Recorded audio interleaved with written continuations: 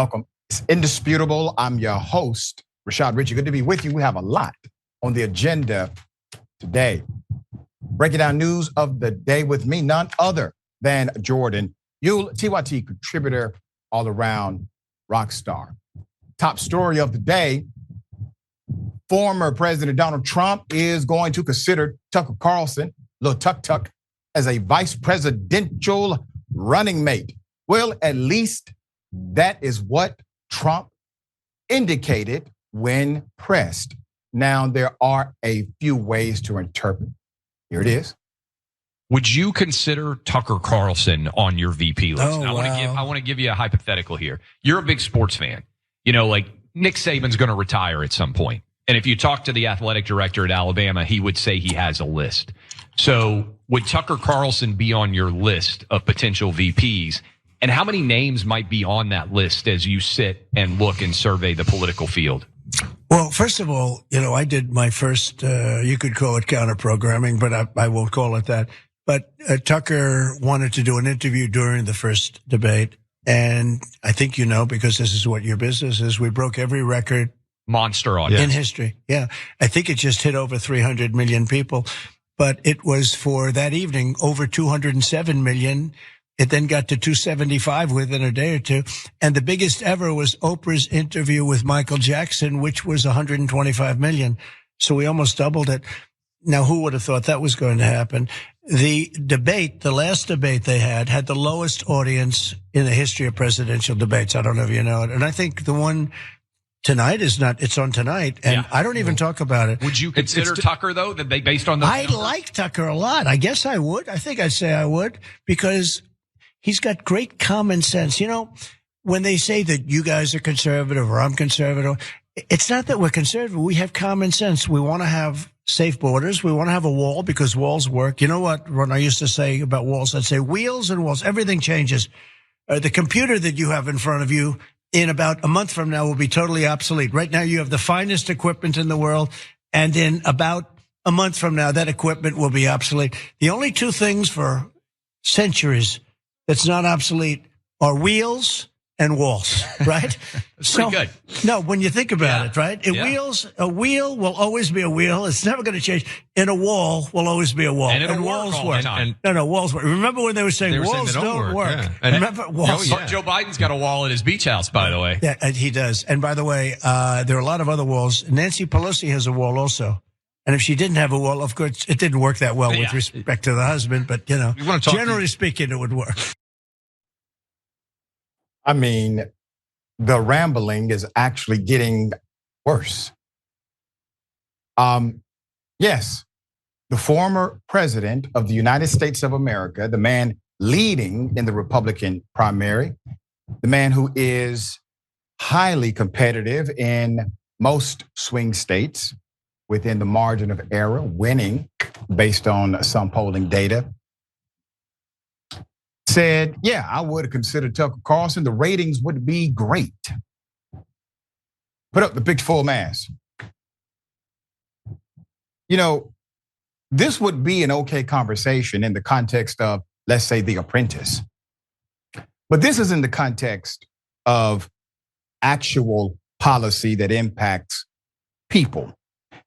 Let me read this quote again. Trump said, I like Tucker a lot.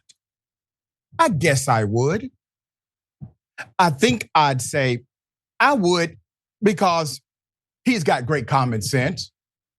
When they say that you guys are conservative or I'm conservative, it's not that we're conservative. We have common sense. We want to have safe borders. We want to have a wall because walls work. Let's be very clear. There is not a wall that a man has built that another man has not been able to climb over, tunnel under, or break through. Number one. Number two, the reality of Trump's diplomacy plan, his immigration plan, lacks nuance because he is incapable of actual independent, nuanced thought. He is basically a red meat giver. He's going to give you a talking point here, a talking point there. There's a reason why Republicans, as a party, they have no idea what they believe anymore, because their standard changed based on the proclamation of the madman named Trump. And let us not forget that during the Dominion lawsuit, we know what Tucker actually believes about Donald Trump, which by proxy gave us an idea of what he thinks of people who view his content. You see, Tucker told the truth in his text messages that Donald Trump is a wrecking ball. Donald Trump is a great evil, that Donald Trump is a liar, that Donald Trump is in fact going to bring everybody down. These things were exposed. Well, somehow they were able to spin a narrative outside of that in TV land that presented a different story. Would Trump actually make Tucker a VP? Of course not, because he knows how Tucker actually feels about him in real life. They just say something different on television. Trump will pick someone who's a member of his cult. That's who he would choose. All right, Jordan, thoughts here? So the conventional approach for picking a VP is somebody who doesn't overshadow the presidential candidate. You saw that especially with Tim Kaine, the pick by Hillary Clinton. He was just a bland, vanilla, boring Democrat that a lot of people didn't even know of before that moment. But here, I can't imagine this would happen. He's saying it just because it will get attention. And you could see that in his reasoning. Oh, it'll get great ratings, right? So put aside the unlikelihood first. Let's just actually think about this if it were to actually happen. That would be an opposition researcher's dream, because Tucker not only has years worth of heinous comments that he made on Fox, it goes back even to when he was on MSNBC. And I worked at Media Matters when we dug up the Bubba the Love Sponge archives that Tucker called in every week. And what a ridiculous name, but he would call into this shock jock radio show out of Florida every week for years. And all of those episodes are stored in the cloud. So they already published some of the worst, like talking about underage girls in a sexual way, calling people in Iraq and Afghanistan semi-literate primitive monkeys, using racist impressions to talk about people of color. And that's just some of what was published. There are hours and hours of content just sitting there waiting for Tucker to stick his head back out again. So go for it. Pick him as your VP, because there is, as tough of a time it is for Biden right now, with his approval ratings plummeting, people not really generally supporting him, especially for how he's handling Gaza. This could be the one way that you help propel Biden to victory, because it would just be plastered and broadcast wall to wall, and moderates, people who don't really have strong party affiliation either way, aren't going to support somebody who has said something in all of these things that are so heinous. Yeah, in a more normative political climate, I would 100% agree.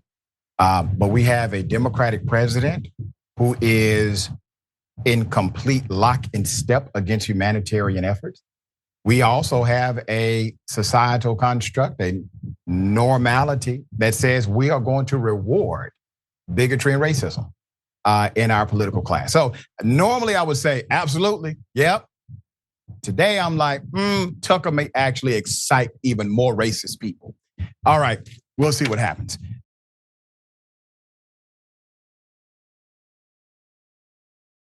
Predator cop responds to burglary, right?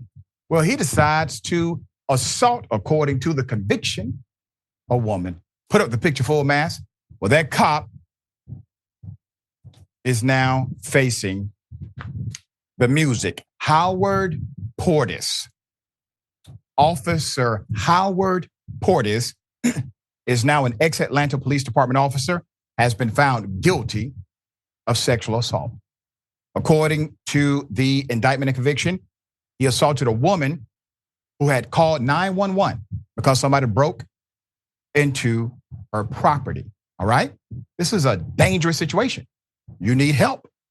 This happened March in 2021. The Fulton County DA's office, led by Fonnie Willis, the same prosecutor prosecuting Donald Trump, announced the guilty verdict Wednesday against the former officer. He was convicted on one count of aggravated sodomy and one count of violation of oath. According to state records, the officer was still allowed to resign by the Atlanta Police Department while under investigation. The officer also now has a second indictment in state court. Why? Over a, quote, pattern of deactivating his body camera before making sexual advances. Let me give you background to the incident. The release said that Officer Portis responded to the 911 call from a woman on Glen Street, March 25th, 2021. The Atlanta Police Department officer arrived at the scene, and once inside of her home, he decided to deactivate, turn off his body camera, and then physically forced her to perform sexual acts on him. The release stated a second officer was dispatched to the scene. And when that officer arrived, the victim, quote, remained silent about the assault due to her heightened fear and distrust of law enforcement. I need you to understand the scenario that he presented here. This evil deed was done knowing that the victim would not be aware of who would be on her side or not. So you have a second officer responding. Why would she believe that they are not involved in a conspiracy? You have a person who has just sexually violated you, who has a gun and a license to use it. And based on damn near every single Supreme Court ruling and the narrative primarily of conservatives, all he has to do is say, oh my goodness, I thought she was the person who broke into her own home. He kills her and he gets to go home because he has, a subjective protection. The DA's office said, after the second officer left, Portis offered her $250. Okay? Quote, she fled to her pastor's residence down the street. And once she got there, frantically knocked on the door in tears, showing clear signs of distress, including heaving and vomiting. It's made her sick to her stomach. Before disclosing to him that she had been violated, the pastor helped arrange an ambulance to the hospital where she stayed overnight. The records also show his law enforcement certification is currently suspended, meaning he cannot seek sworn officer employment in Georgia. So you have a sentencing hearing coming up on the 20th of November. Quote, this office has indicted 31 law enforcement officers, including police, sheriff's deputies, and jailers, and even federal agents have been indicted by Ms. Fonnie Willis, the DA of Fulton County. Willis continued to say, quote, rest assured that in this jurisdiction, police officers who engage in criminal activity and violate their oath to serve the public will face the full force of accountability. The prosecuting attorney in this case, Deputy DA Sonia Allen, added in the statement that law enforcement officers who engage in criminal actions that breach public trust must be prosecuted. Ladies and gentlemen, this is called a start. You don't need new laws. You actually just need to enforce the ones you already have. DA Fonnie Willis is willing to do so, okay? Unlike most. I will say this about the DA. There is some political fallout for other prosecutions. You will have that no matter what DA you get. But going after cops who clearly violate their oath is part of the job. Some DAs have decided to ignore that part of the job while overcharging every single person in poverty or committing a crime of survival, et cetera, they can. Here's a moment, a blueprint, if you would, of how to do it properly. She typically is very careful about how the indictments work. There's a process through a grand jury and the collection of evidence. This officer got caught here. We know about one incident for sure, but he's now being investigated because of a pattern of turning off his camera, which also means there are other victims. There are other victims. That's the point here. They prosecuted for this one, but now you have a pattern that they are investigating and will indict for because, well, this individual was an actual predator in a uniform. Now, why won't cops? Why won't chiefs? Why won't cities, counties, and states agree psychological evaluations are required every 6 months? Hell, every 1 year. The same cop you hire on day one may not be the same cop on day 365. And how does someone who is probably a serial violator, how does that person pass your psychological evaluations unless they are simply not objective? All right, Jordan, thoughts here? This is the exact behavior that makes people so distrustful of police, that somebody exploits this system, this technology to hide what they're doing, reflects a pattern of behavior, like you say, but there should be punishments in every department nationwide. You do this once, maybe twice if you're being liberal. Maybe it's an accident. But if you are turning off your body camera, it's that you don't want anyone that could hold you accountable, potentially, to see what you're doing. I can't think of any good reason to do that when you're interfacing with the public. Maybe to protect someone's privacy. There could be a review process, but generally speaking, if this is something that you are doing, you should be out. Hear you on the evaluations, absolutely. Because when you put somebody in that position, you give them a badge and a gun, that gives them a lot of power and control over people who are not in the police department. And we've seen time and time again, you've done a fantastic job chronicling all of the abuses of power in departments and states nationwide that these police engage in. There should be really rigorous and thorough checks on their behavior, their psyche, especially the body cam thing, what they're doing, how they're interfacing with the public. And people make the case for abolishing, at the very least, there should be some sort of defund approach where you reallocate the resources into other community programs. So somebody who potentially could do harm is not the first person showing up, especially in a volatile situation where maybe police aren't needed. If someone's having a mental health episode, maybe a social worker could be the first person to respond. That's the core of the defund argument. And I think we'd be better suited if we reallocated the resources that traditionally all go to the police into a vibrant and enriched community infrastructure.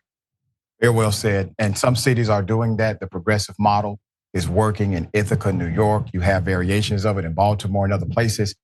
You have to implement properly, and you have to understand the nuances of your local community, but this is how you actually solve it.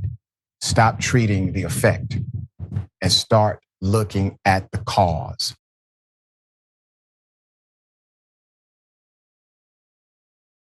Hell of a thing.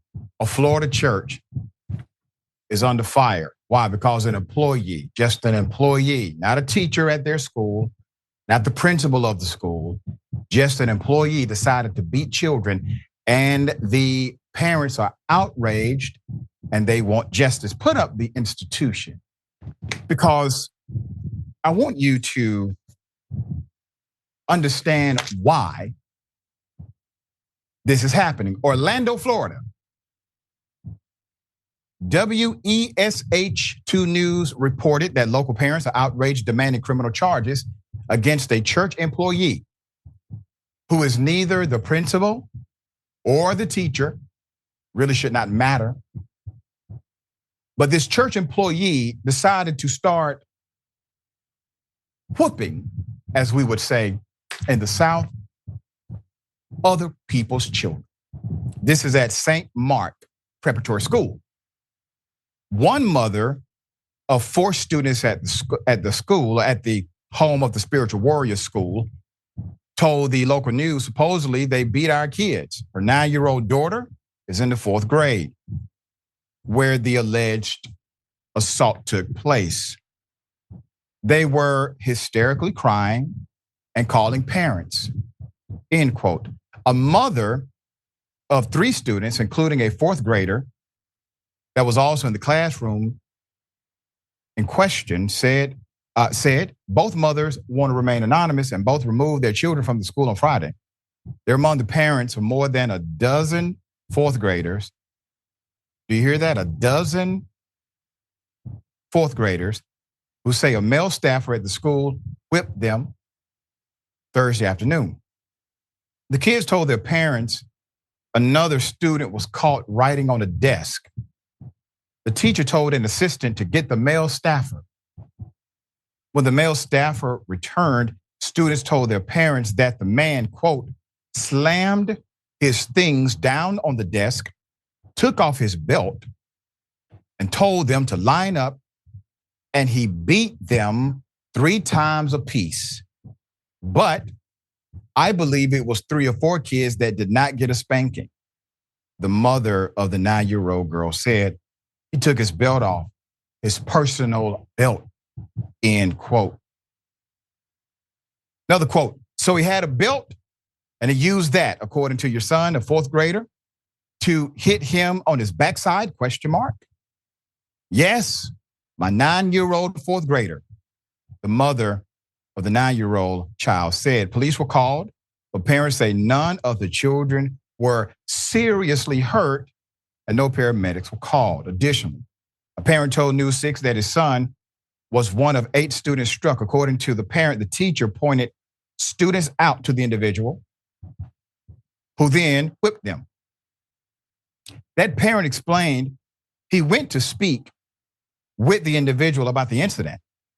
And the individual said the kids volunteered for it as a game show or as a game. Now the father is saying his son has a bruise.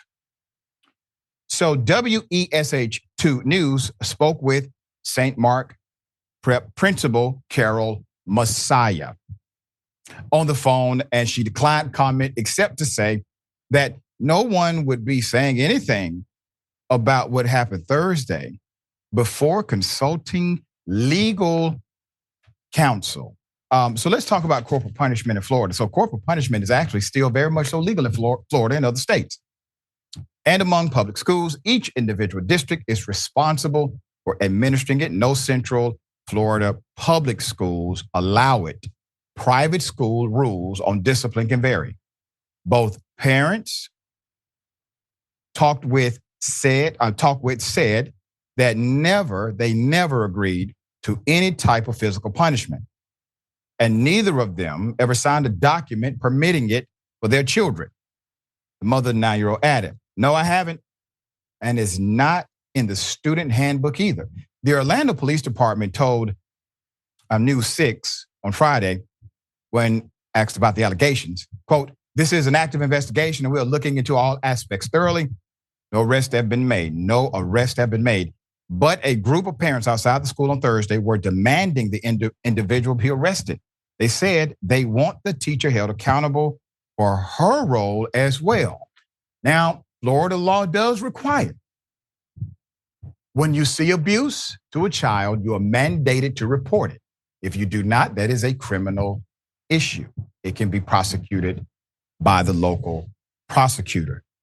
So this is strange, right? Who in the hell is this mystery person? Who is this individual that has so much authority, that has so much power? Not a teacher, not a principal, but they go get this person and no one is saying his name. Hell, we could not find the actual name of the person. So we would like to know the name. We would like to know the name. I don't know why the local news did not report it. Have no idea. I assume someone knows exactly who this person is. They know the person is not an employee. In order for the news to say that conclusively, they have checked, vetted to make sure that whatever name they have, it does not adhere to the names of the employment record. So they know the name. Somehow this individual has so much authority that he's able to do this. We need answers. I stand with the parents on this, obviously. Nobody should be able to beat a child, and a child inside of an academic setting by somebody that isn't even connected to the academy itself. How in the hell is this not child abuse? I want to know the pastor. I want to know who's in charge of your board of trustees. Somebody here has enough power and authority to do this. I'm going to keep speculating until I hit something. All right, Jordan, thoughts here. Yeah, while most of the kids didn't show signs of physical abuse, there was the mention of a bruise. I mean, this isn't to say it didn't happen. I firmly believe that it happened. But the unseen effects is that this kind of abuse can lead to trauma, especially trauma later in life, and even could immediately jeopardize their educational futures. This type of stuff, we talked about it last time I was on, just this type of abuse, teachers, in this case, someone else, hitting kids in a school setting is so bizarre to me. That it's legal in Florida is deeply alarming. That should be changed. For all the rhetoric we hear from DeSantis and Republicans in Florida about the dangers of books in schools, this seems like a greater danger. You should address this first, but their priorities are warped. And I feel bad for these families. I hope they find justice. And I do see some speculation from the viewers already. One of them made a good point. What if this is just like a school safety officer, like the in-school cop dude did it? Because that would add a whole new element to it. Of course, we don't know for sure, but that would not be surprising if that's what it turned out to be. Yep. And here's the reality. When they choose to not be transparent, to not give very simple answers, speculation is warranted. All right. We got more on the other side. It's indisputable. Stick and stay.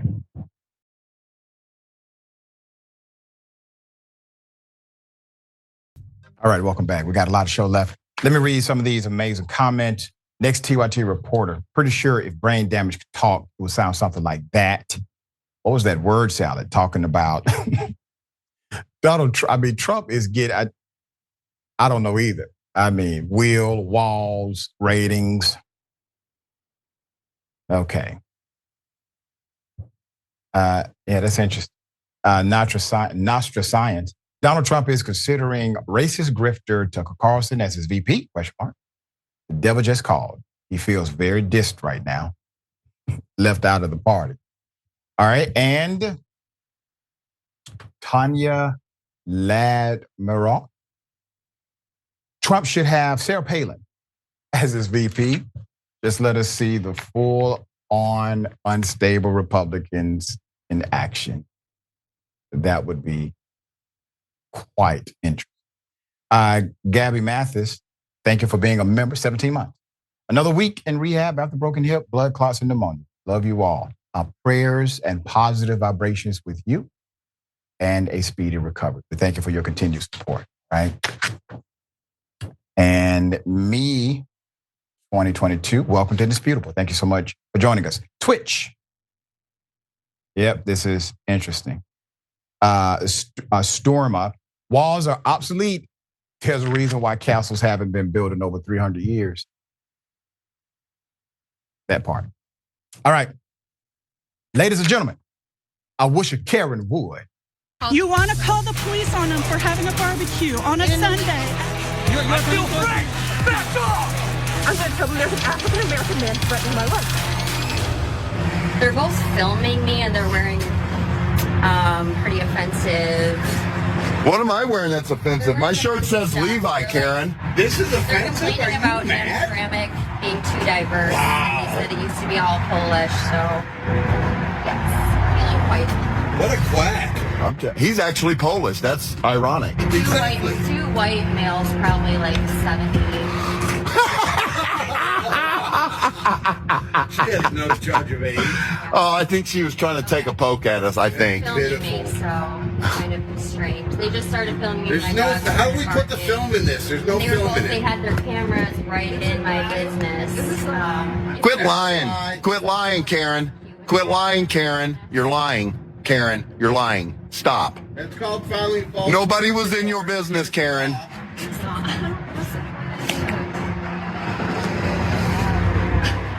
It's called America, and I'm free to walk up and down the sidewalk if I want.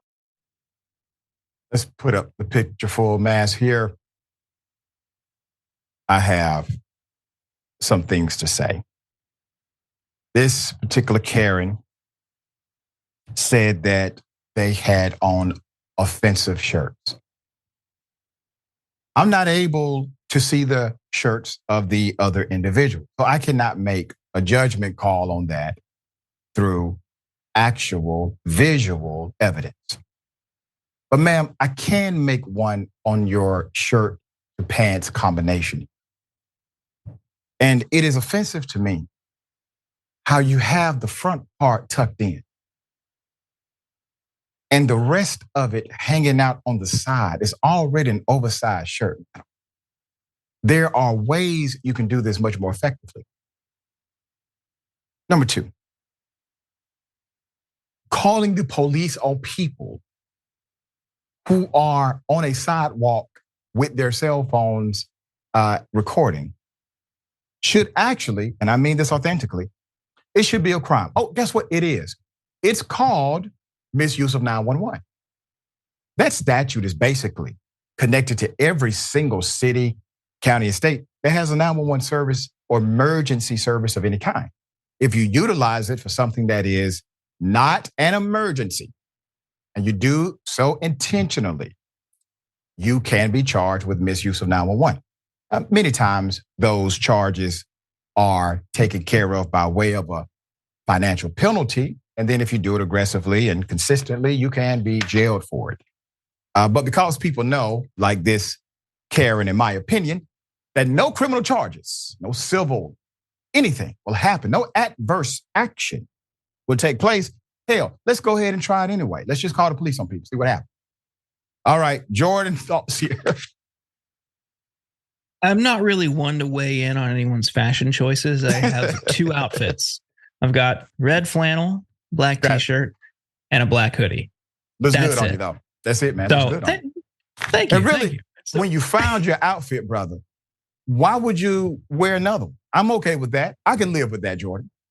Yeah, I liked the flannel. I like the flannel look. It kind of gives me just like a layer of warmth over one of my many band t-shirts. So when I found it, I just went and got 6 more. And now I just have a closet full of flannels and black hoodies. So I can't really weigh in there. Like you say, we don't know the shirts that these guys were wearing, but this is just like the ease with which people call the cops for this type of stuff. Just makes no sense. I mean, to tie it back to the earlier conversation, what if there was something else instead of the police? What if there's just like a community liaison position that you could have to just kind of mediate situations that don't need escalated to the police level? Right. That like could be a system where in which we would all benefit. That's right. Like the fashion police would have been appropriate for this situation. Applicable here in both instances, apparently. Probably so.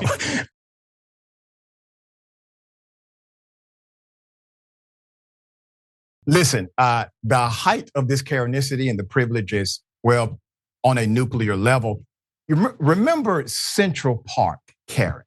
Remember her? She said that the bird watching individual was a black man going to get her. Well, this was all on video, obviously, and she got exposed. So today, she has an op-ed in Newsweek saying, hey, I actually was afraid.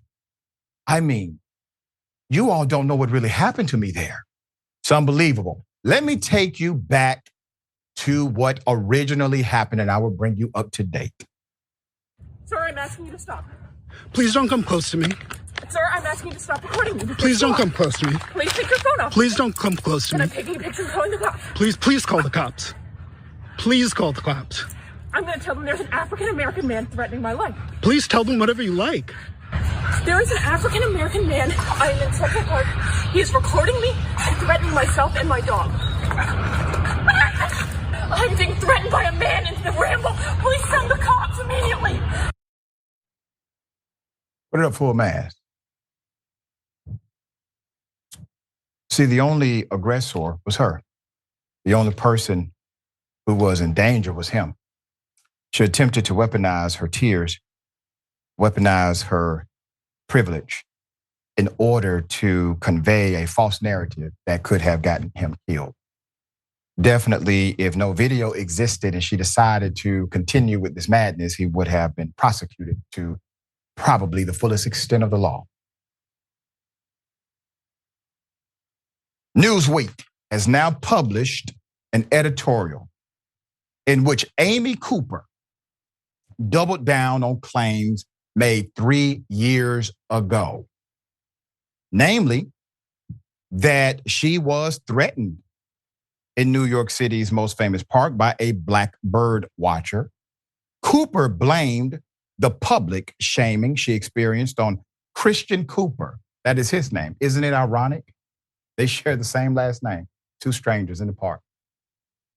Mr. Christian Cooper, the bird watcher, whose video of the encounter went viral and saved him from being prosecuted. As she wrote, it ended her life as she knew it. Ma'am, if you would have gotten your way, you would have ended his.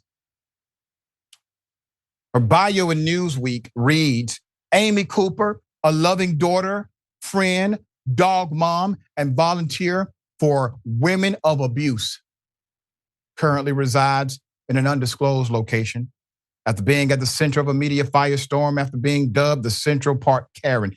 But she brought all of this upon herself. She brought it upon herself. There's more. She wrote, quote, I was scared, said Cooper of her encounter with the bird watcher, who became upset that she had a dog off leash. Quote, a man yelling at me and threatening me. But in her opinion piece, Amy Cooper complained the bird watcher she called the cops on had not been open to an honest, productive conversation with her.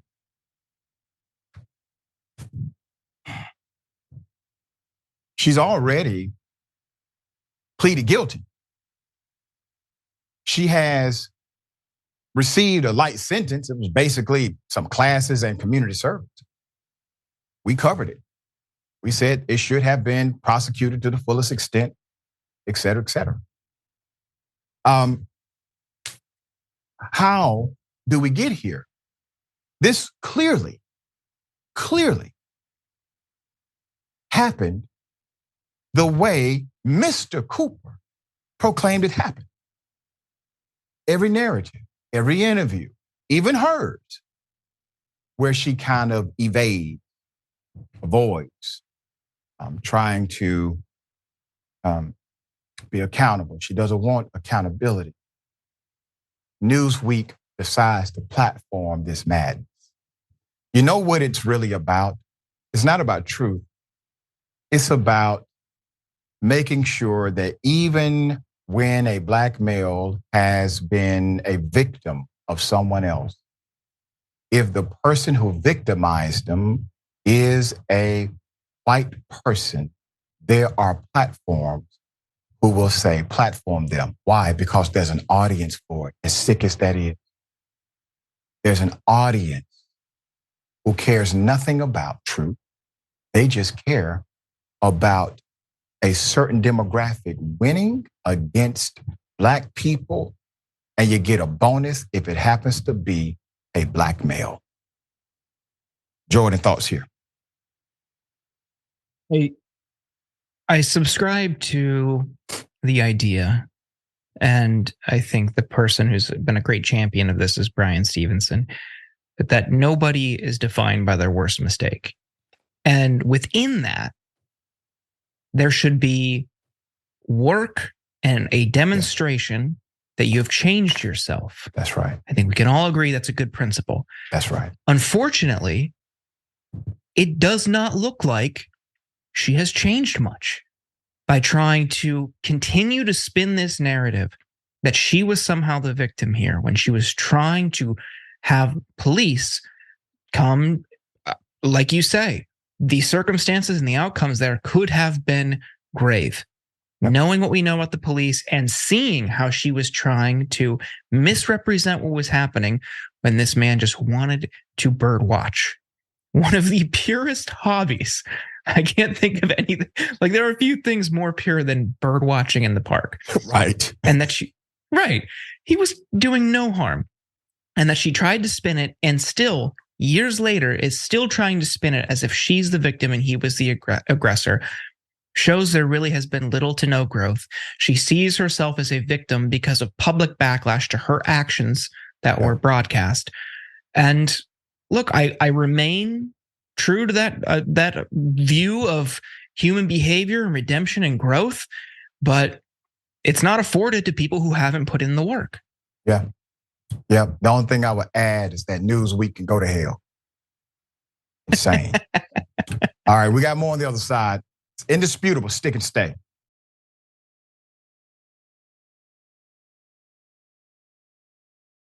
All right, welcome back. We got a lot of show left. Let me read a couple of these amazing comments, and we appreciate everyone for always joining the conversation. All right. Yeah, that's interesting. Wolf Dragon Donna. Ha ha ha ha. Love your critique of Karen's outfit, Doc. I mean, she brought it into the conversation. Okay. So clarity needed to happen. Mo Fury. Maybe Christian Cooper didn't want to have any conversations with you, Amy. He was watching birds. But that's the thing. Like, Amy's like, and he did not want to have a productive conversation with me, so I called the police. What? Insane. To her, that makes sense, though. V, and I agree with you, V, the fact that Newsweek published her op-ed pisses me off. This Karen shows that nothing that the DA did made any difference. They should have thrown the book at her instead of giving her so many passes. Agreed. And we said that right here. You cannot. It's like negotiating with terrorism. Karenicity is so extreme, accountability has to be affixed. In tears, a Florida state rep, Angie Nixon, begs for a ceasefire and says, how many dead Palestinians will be enough? Another rep, a Republican named Michelle Salzman, this rep shouts out, all of them. Here it is. We are at 10,000 dead Palestinians. How many will be enough? One of my colleagues just said all of them. Wow. One of my colleagues said all of them.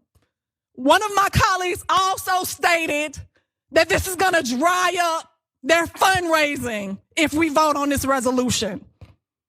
I also want that, like, that's what we've become in this state.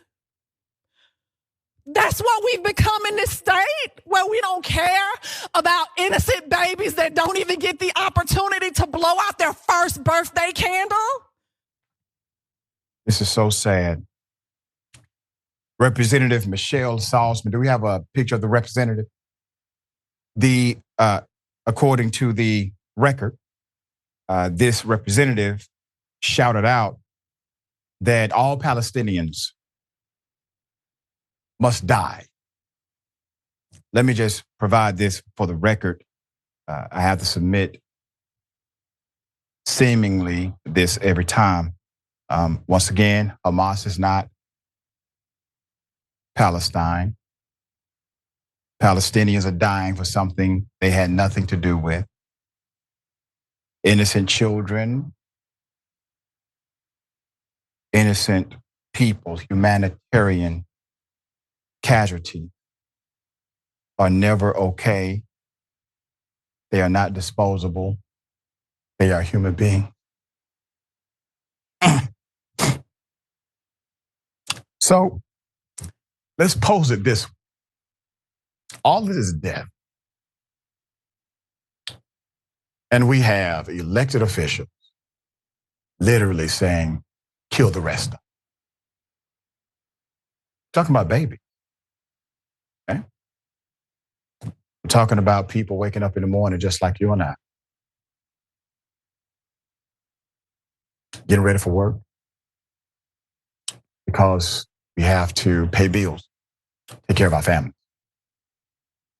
But they have the added pressure of a random bomb being dropped inside of their community because Netanyahu has used Hamas as a proxy to kill Palestinians.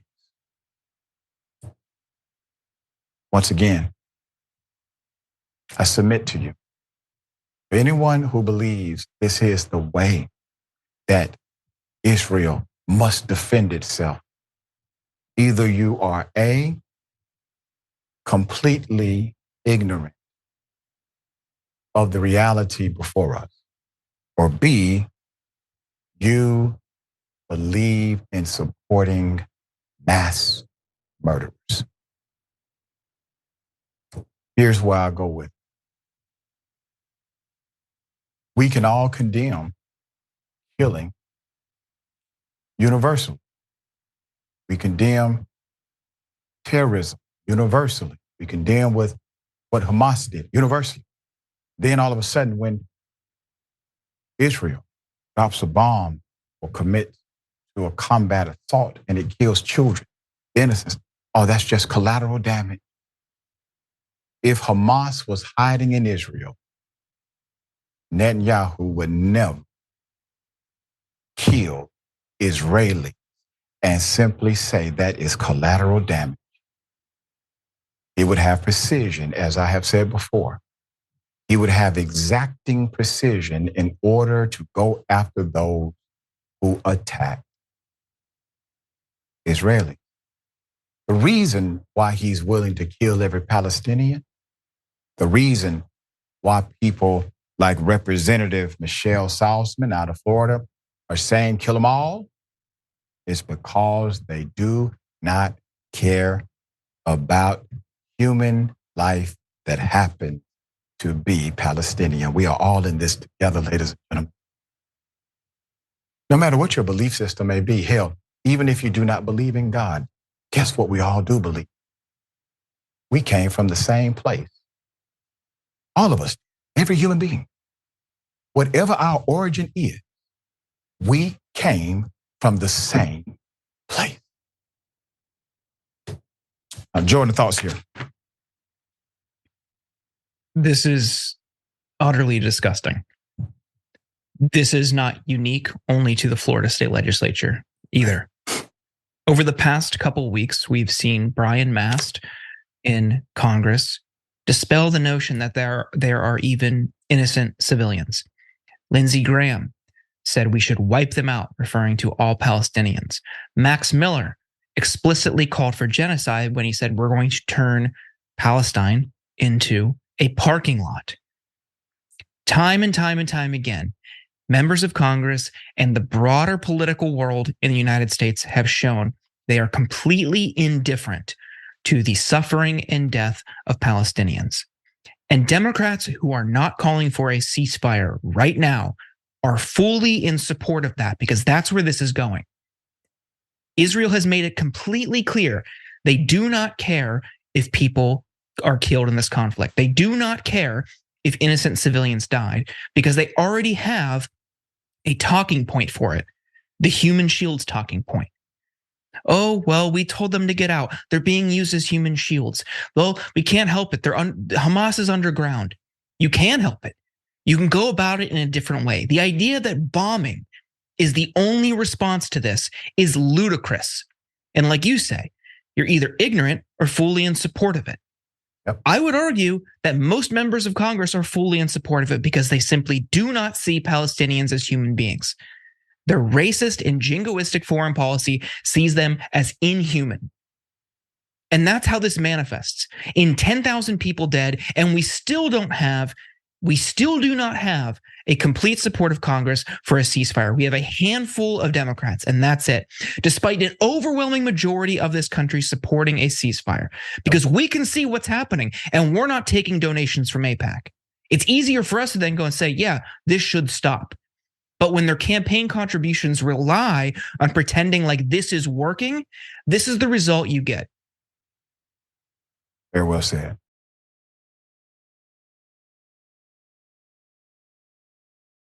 A family of a man killed by jailers. They're now suing. He was going through a mental health episode. I'm going to show you the video.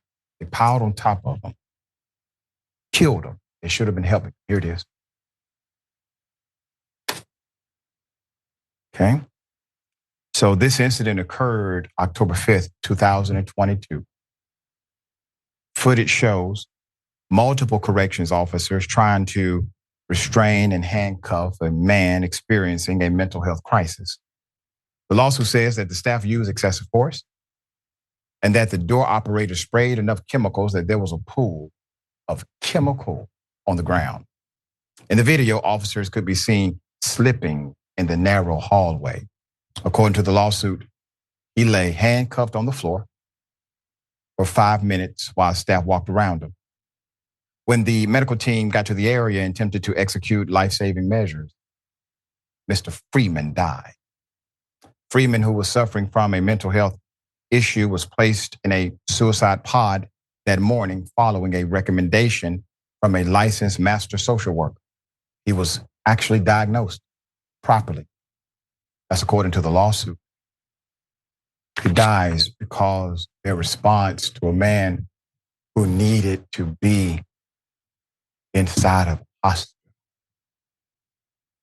Put up the picture.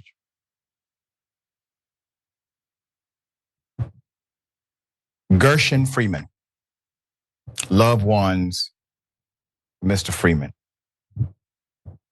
whom renowned civil rights attorney Benjamin Crump represents, are suing Shelby County and seeking $100 million.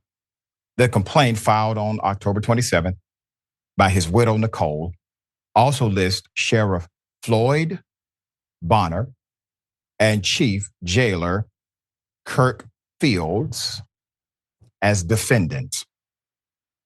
A medical examiner determined that Mr. Freeman died from a heart condition that was aggravated by the encounter, and that his death was considered a homicide, meaning other people caused it. The outlet reported, however, the official noted that the ruling does not mean a crime was committed. As ABC 24 reported, 9 officers involved in his death were placed on administrative leave and charged in connection to his death. 7 of them, Charles Gatewood, Chelsea Duckett, Lorraco Donwell Elliott, Jeffrey Gibson, Anthony Howell, Ebony Davis, and Damian Cooper, were reportedly charged with aggravated assault resulting in the death of another person. The other 2, Courtney Parham and Stephen Jones, they were hit with aggravated assault and second-degree murder. The outlet reported, citing court documents, Jones also faces another assault charge. 6 of them pleaded not guilty. Let me give a statement from Attorney Crump. Quote, the first thing we want to say is, thank God, because the grand jury, the citizens of Shelby County saw the same video that we saw and said that is not right. Crump said at a news conference following the indictment announcement in September. Fox 13 reported that it's not just what they did to this young man who was naked.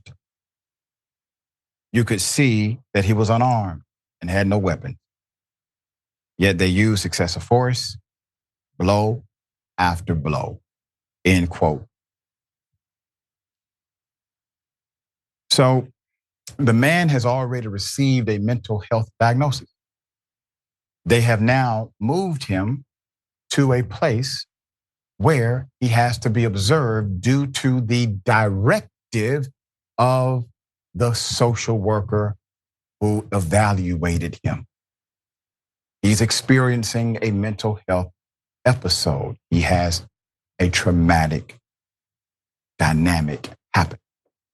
And instead of somebody acting in care, in concern, with compassion, they decide to pile on top of this man while he's handcuffed and naked. And they killed him. You know, the protocol was very simple. You got to get a medical professional here now. That's your protocol. That is what you're mandated to do. That would have been easier than anything else you did. It would have required less energy, less contact with the individual. Everything would have been better, and you would not be in jail. You would not have been arrested because you followed the protocol for people who have a mental health condition. But you did not, because you lack the humanity required to deal with humanity. Once again, it doesn't take training. It doesn't take more sensitivity. Officers need more sensitivity about these things. No, it really takes you just giving a damn about people. That's it. All right, Jordan, thoughts here? There's just a general negligence throughout prisons and jails in this country. When something bad happens, obviously this is one of the worst possible outcomes that could happen. But even on just the day-to-day care, food is spoiled, or they're malnourished, or they don't get adequate, or inmates don't get adequate health care. People don't seem to care. And it's important for everyone to remember. I would assume most people watching this understand that just because someone is in there and paying their debt to society doesn't mean they should be subject to inhumane or cruel or substandard treatment. But it's important to remember that everyone should have dignity and their basic needs met. Here, obviously, that's not the case. And I hope his family can find justice, because the sentence was not for you to be maced and beaten to death. That's right. That was not what the judge ordered. And that this occurred shows there was a grave injustice here, miscarriage. And it shows the abuse of power in these often, I don't know about this one specifically, but often for-profit enterprises. So we need a complete overhaul and just a total new understanding of how we should handle corrections in this country. And a lot of people just have just total disregard for how people are treated. Very well said. Very well said.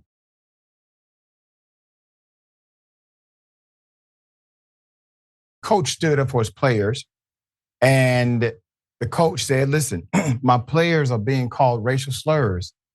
He complained about this, and, well, he got punished, put him up full mask. This is a hell of a story. So you're looking at football coach Sean Liotta, a Beryl High School football coach, has blasted officials from the Western Pennsylvania Interscholastic Athletic League for permitting white players from an opposing team to use racial slurs. We have been here before, specifically the N-word against his black players during the first half of the Class 2A first-round playoff game. The coach has gone to the press to complain about why he was kicked off the field during his team's game against Mohawk High School on Friday, November 3rd. According to the coach, he and other coaches on his staff heard the players, the Mohawk players, calling his athletes the N-word. Quote, I was right there. We heard it. Myself and my coaches heard the slurs. Numerous players reported it to us. Kids were coming over to us to the sidelines in tears, he said. So what did he do? Put up his picture again. He did what any good coach would do. He stood up for his players. Quote, I reported it to the game officials on multiple occasions and said, please do something about it. Now, keep in mind, this was an offense that could have been dealt with by the officials. Our kids reported it to the game officials on multiple occasions. They even gave them specific players that were doing it. The coach continued to explain, but he walked out to approach them with 11 seconds left before halftime. The coach said, I begged them, but they did not listen. I went out to try to talk to the officials about the situation again. The coach said, they blew me off. They said they didn't hear it. From there, I was ejected from the football game. You know why the coach was ejected? He was ejected for not being on code with the racism that was happening. That's why he was ejected. How dare you say something? Coach, you one of us. We hear it. Why are you saying something? There's more. Local news, KATV reached out to WPIAL, to the league, which said the coach was ejected from the game because he walked into the field and used profanity when officials threw penalty flags. So they heard that, but they didn't hear the N-word over and over again. In addition, several of his players were also ejected in the second half for unsportsmanlike conduct. See, that's the part they're trying to typically elicit from the other team, call them the N-word, get them riled up, emotional, and called for unsportsmanlike conduct. The coach said it was because of Mohawk's actions. The league has suspended the coach also for the first 2 games of next season. Doesn't that seem a little heavy-handed for a man that just walked out on the field? I've never heard a coach being suspended for future games just because he walked out on the field. There's more. The league has suspended him for the next 2 games next season. He said he will appeal. The local news reached out to the coach of the opposing team. Never heard back. Although officials claim he demonstrated unsportsmanlike conduct and vulgarity, he asserts that he stood up for his students. I would do it again 100 times to protect our players, he said in an interview with WPXI. Quote, there's no place for racism in society. There's certainly no place for racism in high school athletics, the outraged coach said, according to CBS News. I just want to say again, thank you to this coach. Quote, my duty is to make sure they are protected, to make sure this type of stuff does not occur. Coach said, I don't stand for this type of stuff. It needs to be brought to the light just because it happens far too often. It happens every week and nothing ever gets done about it. Put him the superintendent of the Mohawk Area School District. Her name is Dr. Lori Hook. So the doc here said, and I quote, the district has been made aware of allegations of racial slurs during the November 3rd playoff game against Beryl. The district takes allegations of racial slurs very seriously. Well, not the officials, obviously, and investigates and addresses any instances of inappropriate behavior by the district students, staff, or fans.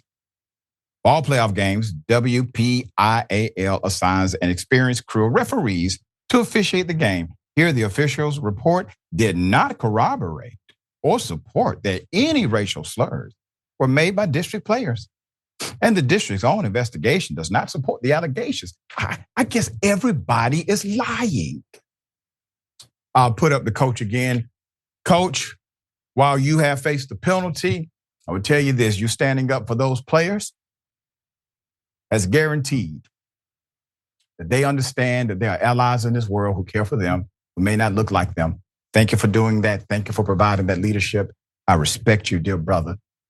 I call you brother because your values are my values. You're my brother. All right, Jordan, thoughts here? Yeah, this is just really frustrating to watch that the league and the other team and the officials are just denying it even happened. Yeah. You're not going to get your team and a coach to conspire to invent a story like this in the playoffs. No, you're playing to win. Understandably, they got upset and were hit with penalties for reacting, which is just totally ridiculous. That he said in his conviction afterward, I'd do it again 100 times to protect my team. That's not the words of somebody who invented something. Like, this is just ridiculous. It's shameful that this division is allowing that to happen, and shameful that that team advances. So they should I feel bad. I feel bad for the kids who had to deal with that. I feel bad for the coach. It's just an utterly ridiculous overreaction, and they should be focused on this Mohawk team that was the one hurling slurs. Yep. And they set a precedent that hurling the N-word is not unsportsmanlike conduct now, obviously. All right. We got more on the other side. Stick and stay.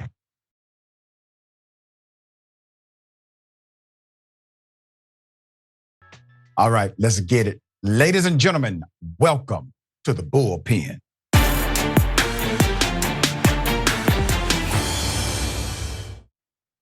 All right, first time in the bullpen, we have Mr. Juan Vallismilk, commentator, Young Voices. He covered the debate, the Republican debate yesterday, if you want to call it that, in Florida. It was an interesting saga. I don't want to presume what you believe about what happened at that debate, Juan. I will let you opine and I will then respond. Yeah, so the loudest voice in that debate was not actually there. Right. President Donald Trump, who is holding a rally 30-minute drive away from the Arch Center in Miami. Nonetheless, there were some funny moments. Vivek Ramaswamy, co-ambassador Haley, and Ron DeSantis, Dick Cheney and 3-inch heels, which was a funny line. Well, hold on, Juan. I usually would not interrupt here. And forgive me, dear brother. I actually thought he was referring to Governor Ron DeSantis as having the 3-inch heels. And the reason I say that is because of the speculation around his boot attire. Yeah. So I thought that it was directed solely at him, at Ron DeSantis. But then when Nikki Haley responded, I was like, hey, that was not directed at you. Right. But then it said it was directed at both. So right. Yeah, there you go. Okay. So let's talk about the elephant in the room, no pun intended. Donald Trump obviously came out the winner based on the polling data. He wasn't even in the debate, but he won the debate based on Republicans. So right now you have a proxy war for what? What are they actually trying to do? Typically in a scenario like this, when you have a runaway candidate, you're trying to create viability so that you can negotiate yourself to a VP pick during the convention, or get enough delegates, get enough popularity to where you can have an agenda that is introduced and actually honored by the nominee of the party. I don't think either one of these things are going to happen with this slate of characters. I think the reason why they are still in the race is because they're hoping that Donald Trump is simply in prison and cannot be president. Yeah, so the latter is in some of the people's minds. In previous campaigns, one can argue that they're running for the VP spot, but I don't think Donald's going to select any of them for the VP spot. But nonetheless, although I can see the argument for increasing name ID, some of the people in the campaign and the governor's campaign, Governor DeSantis' campaign, for instance, seem to believe that he actually stands a chance. Same can be said about Ambassador Nikki Haley. Their argument goes something like this, and I talked about this with Iowa talk show host Steve Deese, who was there at the debate, who endorsed Ron DeSantis. He tells me that although Trump, yes, is really popular and he's leading by 30% in Iowa, he's sitting at 40% in Iowa. And his argument is that if people drop out, and now that the governor has the endorsement of another governor, the governor of Iowa, Kim Reynolds, it seems, according to him, that DeSantis could actually win Iowa, just like Ted Cruz did. But then wouldn't that be a repeat of what happened with Ted Cruz? He won Iowa, but then he right. Nation. Right. And I understand the point of the broadcaster, but the reality is you have the plurality spectrum inside of a primary. So Donald Trump will likely not win any state in a Republican primary with over 50% of the participants supporting him. But he doesn't need to, because so many others are running and splitting their natural base. He has consolidated a very unique base that remains constant in every state. The only way you really make the model work is if all of these individuals running, they get behind one candidate, just one. It can't be two, just one. You may have a chance. Now you get competitive in these states because you do not split your natural base anymore. But they don't have the, let's just say they lack the insight and enlightenment to do something like that. And they all believe they should be dubbed king or queen per se. But that would be the only way that you would defeat Trump, in my opinion, in the Republican primary by way of vote. And the other way is by way of indictment and incarceration. Yeah, definitely. Those are the only two ways. From what I could tell, being there, heading there actually, and I talked about this in the article that I just wrote for the Spectator World.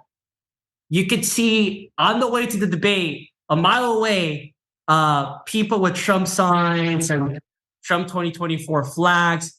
You didn't see any people with Nikki Haley hats or chanting for Vivek Ramaswamy. You didn't see any people fainting when Tim Scott walked past them.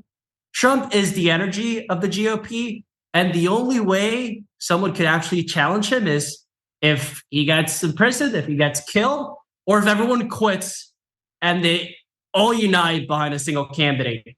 And it seems like that candidate was DeSantis, but now with Nikki Haley reaching him in the polls in Iowa, although his staffers were really confident when I talked to them in Florida, really, really confident, a lot of people seem to be questioning if actually Ron can make this.